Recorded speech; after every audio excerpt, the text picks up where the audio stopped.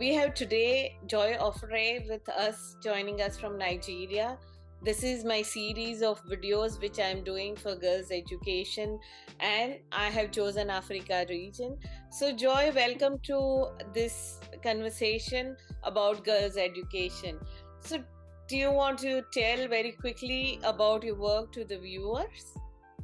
Thank you so much, Dr. Judy, for having me join you. And thank you for choosing Africa and coming down to West Africa and Nigeria and helping the work that we do here get to the other parts of the world. It's really amazing that people get to see and are interested in what we do. So what we do in my country and in my community, Nigeria, is a girl child program called Shenovate. And at Shenovate, we run a non-profit that enable girls get tech skills, stay attached to mentors, and we point out women of influence in the tech field to stand as role model and attach these girls to mentors to learn this tech skill, breaking the geeky stereotype and closing the gender gap in technology. Right. At Shenovate, we have like 4 primary areas: science, technology, engineering, and mathematics, where we empower these girls to pursue career paths in. Okay. And which is the community you work with? You work with all the communities, or you work with underprivileged community where there is a need to promote tech education? Well, actually, we do not work with underprivileged communities or less privileged communities, as the case may sound. In Nigeria or over the world, we have a gender gap in technology. So even in the areas where people feel that they are not underprivileged communities, you actually find that they're like 1 in 5, 1 in 10, 1 in 7, 1 in 15 girls in the midst of tech people. So it's irrespective of community, but we decided to start from where we are, which is my state and the province I stay in. Okay. Yeah, the state capital, Calabar. So that's where we started. And I guess in other places, as statistics shows, you get to find that there are more males even in decision-making processes. And so this happens even in the tech industry. So yeah, marginalized areas as well may face this, but face it at a higher risk. So we have to start from where there's a basic knowledge, start that as a foundational background, and then we plan to extend to other persons in forthcoming moments. Yeah. And Joy, tell us, why did you choose to work in this field? And do you have any statistics which you want to share it with the viewer, and why technology, you chose technology over any other discipline? Okay, that's a very interesting question, and I would answer it in 2 ways. One, it is very necessary for us to understand that education is key, and problem solving is good as well, because you cannot make change if you're not solving a problem. Whatever change you're making, you're supposed to be impacting the community very well. And also, it's very wrong if it's only one gender that is making the change. And so this is a gender sensitive program. Now, technology is just not basic knowledge, but solving a problem, and then you can as well earn from it. So you're not just working in maybe a public sector, you're gaining knowledge for yourself, you're solving a community problem and creating change, and as well you're earning from that knowledge. So you could actually sit down, have conversations with a lot of people, and brainstorm creative ideas to solve problems, which is one of the reasons I chose this field. I mean, there are other fields, humanitarian services, because I'm very passionate about my community and young people. So I would have chosen maybe a humanitarian service, however. But now let's look at technology. In a few years from now, right? Even presently, the world is now a global village. I could connect with you all the way from India. You're in India, right? Yes, I'm in India. Okay, good. I could connect with you all the way from India, and that's a virtual means. That's technology. Yes. Right. And so several other things are happening. Take example, COVID. During the COVID era, almost everything went virtual, and it was possible because of technologies. Let's look at the advancement in AI structures and the likes of it. A lot of things keep evolving. There's a lot of innovation. And so imagine that there's no part where you could be resourceful. It just doesn't make sense by the time the world gets to where it's getting to and you're not in it. I mean, life doesn't make sense at the point. So I think that technology cuts across the 17 SDG goal, which is the second part I said I'm going to be talking about. Now, sustainable development goals are things that will be very relevant to us in forever that we get to live. And guess what? Technology has its aspects in every branch of the goal. And so for us to stay relevant, it's necessary that you get a tech skill. It mustn't be very difficult tech skills. You can get very basic tech skills, soft skills to just enable you stay relevant. Thank you once again for that question.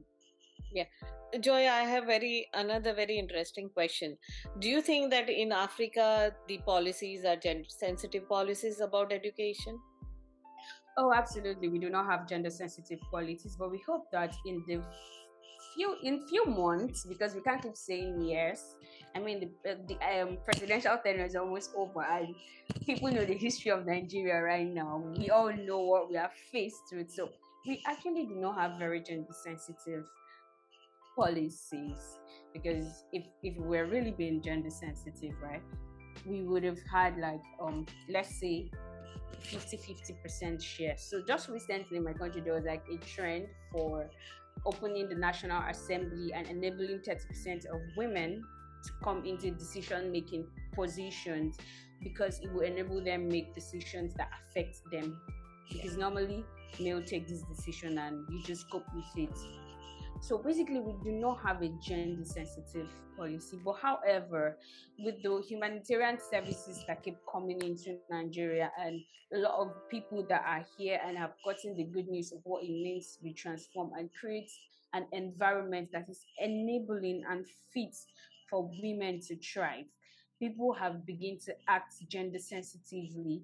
This is like individual efforts. And even if it's collective, it's either by an NGO, but policies have not been gender sensitive right now. But however, the communications industry have really tried, because while they are reporting information, they try to make it very gender sensitive, try to put women out there, try to get the spotlight on these people. So we do not have very perfect gender policies, but we hope in a few couple of months, as young people and leaders keep engaging, we get to see the need and prioritize gender sensitive policies. Thank you so much, Joy. I think I have had a lot of conversation during the COVID lockdown with leaders from around the world, and that has been one of the major concerns, that if we women do not have voices, they will never be able to make gender sensitive policies. So I think you are on a right track. You are doing a wonderful work. Thank you for joining me here today. Thank you for having me. Welcome to my YouTube channel, Doreen and Helen. Doreen is joining us from Switzerland and Helen is joining us from Cameroon. They are doing some wonderful work in girls' education. So welcome to my YouTube channel. And Doreen, do you want to introduce your NGO and just a brief introduction of your work? Yes, thank you very much, Julie. And good afternoon, Helen. Thanks for giving us this opportunity to be able to talk about the work we do in Cameroon for girls, by girls, for women, because we are the backbone of every economy. The Chongafu Foundation happens to be an organization born out of passion. I'm the co-founder, and Chongafu is my father. He was a dedicated teacher who spent time, his whole life, teaching children who could not attend the basis of primary education after his retirement. So when he passed away, we realized that so many of these children were not able to go to school. This then gave birth to the Chongafu Foundation, that we decided to keep his legacy, to keep what he was doing on a long run, to help children, to support girls from our communities, especially not leaving out the boys. So we work in 3 thematic areas, that is education, which was his whole passion. I'm from the health field, so I bring in health as a whole because we need to be able to healthy for us to stay in school, and for us to keep these activities going. We have the last part in which we work, which are the livelihood sustainable activities. Since we are talking about girls' education, tell me about the kind of initiatives you're doing only for girls as far as education is concerned. Every girl, starting with myself, I connect myself to what we call menstruation. That is a taboo topic, and that is what every woman and every man cannot really connect with it today in our society. Right. That is what the world has forgotten, because the world really neglects that and does not consider that a whole topic. Yeah. So I really reconnect myself back to my roots, tracing it to my menstrual cycle. And this is one of the things in our educational programs where I noticed that girls really lacked support. Yes. In activities in school, a girl was menstruating and there was nobody to help her. She had to leave school and go home. And this causes high rate of absenteeism in school. She can't be part of classes again. She misses classes. She can't decide for herself. She has to stay at home because there is no material for her to manage menstruation. Right. And this, again, in terms of the material, causes them to have unprotected sex because they want money to get these parts bought for them. And this leads to domestic violence at times. Even when they don't want it, our communities don't give them the right to decide for themselves. If you are a married girl, you just have to satisfy your husband. This is why most of them have children. They have so many children. And there is no man when the girls get pregnant. They suffer alone. Yes. Abortion, which is something that we don't want, but we are not given a voice. Yes. So the decisions are taken for us. Owing to the education of the girls and these numerous factors I have listed, we thought it wise that to support our girls, we need to give them a hand. We have experienced that, and we don't want those girls growing up today to feel the same problem, to find themselves in the same problems. So we decided to support them, educate them on their bodies themselves, help them have a voice at the table, call on leaders, because we work with institutions, we call on the leaders and the government as a whole to take the decisions and some of the needs of these girls to table them and not decide for the girls.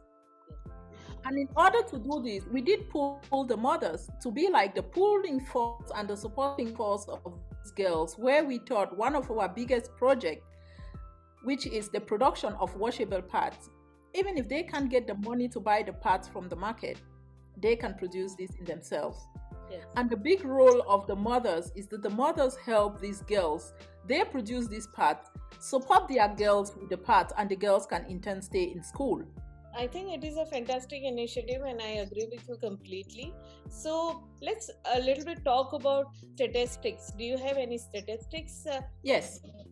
We started with 280 children, I think 5 years ago, when we went to school and we saw girls menstruate in school, in the school class. Yeah. So we gave them a very short questionnaire for them to tell us what they know about menstruation. So out of 3 classes we grouped together in a school, 249, 73 were able to tell us something about menstruation. Lots of them did not know. And the problem they still face till today: how do I calculate my menstrual cycle? How much blood do I lose? When do I know when I am menstruating? I mean, the same questions we had 5 years, 6 years ago when we carried out this survey are still existing today. So in the course of time, carrying out activities on a single activities where we have 723 children, not only girls, mothers, fathers, and boys turn up when we are doing a sensitization camp. That was really huge. That was to tell us that what we have been doing in the communities for the girls, by the girls, with the girls and the women, not leaving out the men as a whole, has really been profitable. So education has really been the driving force and the pulling to everything we are doing. And our statistics from the past years, from the something girls that we started off with, going to 700, going to more, and for the past 5 years, we have been able to touch lives.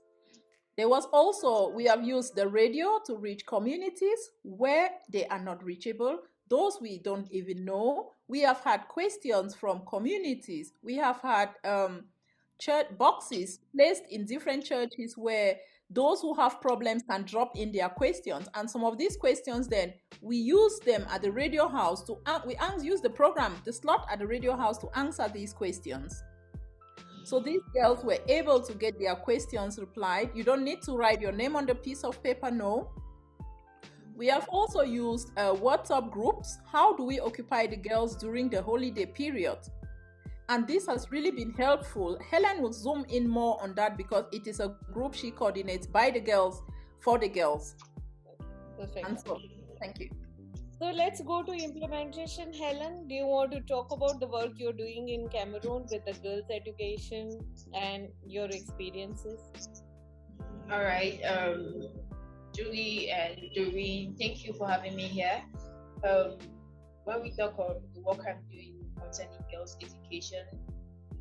education, first of all, has been a passion for me because I am a girl and I become a woman, and be connecting with other girls too has really helped that passion grow, because you work in a community where girls are not given equal rights. You work in a community where girls are not given access to education because they are girls. We work in a community where girls are limited for a lot of things because of just their gender, just being a girl. And working in this type of community sometimes is very difficult, because infiltrating this type of community, sometimes you need to really be strong to really work with these people. When it comes to girls' education, we believe that girls' education is the basic fact that needs to help our community grow and to bring in sustainable development in our community.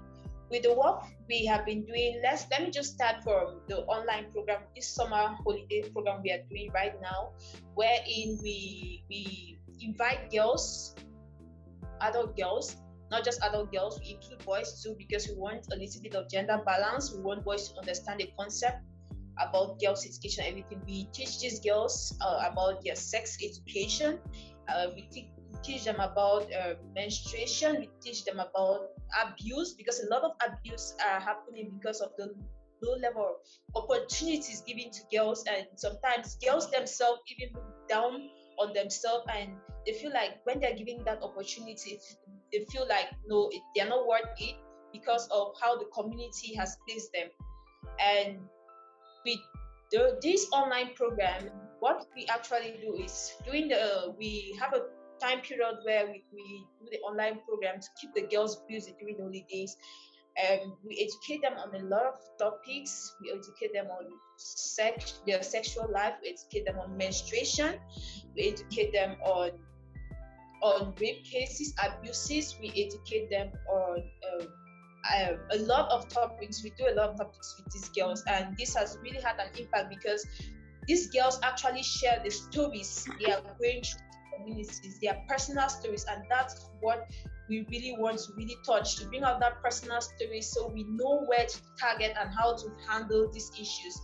And it has really the online program has really helped, and it has really impacted a lot of girls to open up even to rape cases they are facing, not only at home, even in the society in which they live in. Another thing we do is, like Doreen mentioned about the work in school. We teach these young girls, as she mentioned, we teach these young girls in school, because you can see what is written on my t-shirt. This goes a long way to say most young girls skip classes because they don't have access to sanitary kits. And we go to school to educate young, not only to educate them, sometimes to teach them how to produce these sanitary pads so that they will not skip classes and have absenteeism in classes, which has really helped a lot of young girls stay in school. Coupled with the ongoing crisis we are facing in our region, which is ongoing for almost 5 years, the level of education has really reduced, especially when it comes to girls' education, because girls, first of all, are threatened to not go to school, coupled with the crisis, they have a double crisis because first of all, they have to do with their menstrual health, and again, they have to do with threats from non-state armed groups, which they don't want schools to go.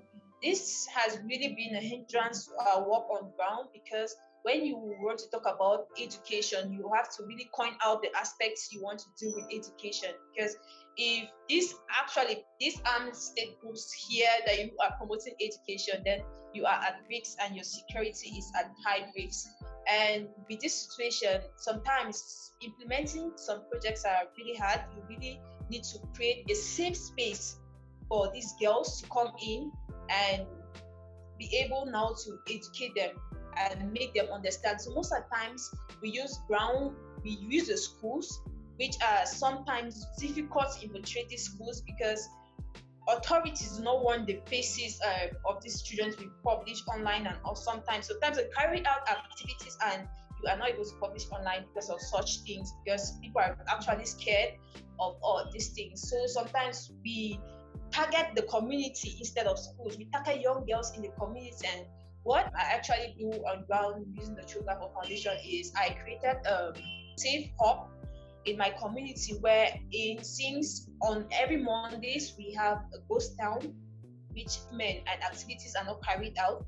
Every Mondays I gather young girls in my communities from the age of 7 to 26, and I teach them about menstruation. I teach them about education. We share stories. I don't just only go there to teach them. I hear the stories they have. I share the stories that they have, and I in turn learn from them about what they are facing, which has really helped in sometimes trying to implement other projects on ground, because you have to look into consideration, first of all, what the girls are facing on ground before you look at the solutions you're bringing in for them. And with all this, it has really made a greater impact when it comes to girls' education and education as a whole. Yeah, it is fantastic. Helen and Doreen, I'm extremely thankful to you for joining me here today. Thank you. Thank you.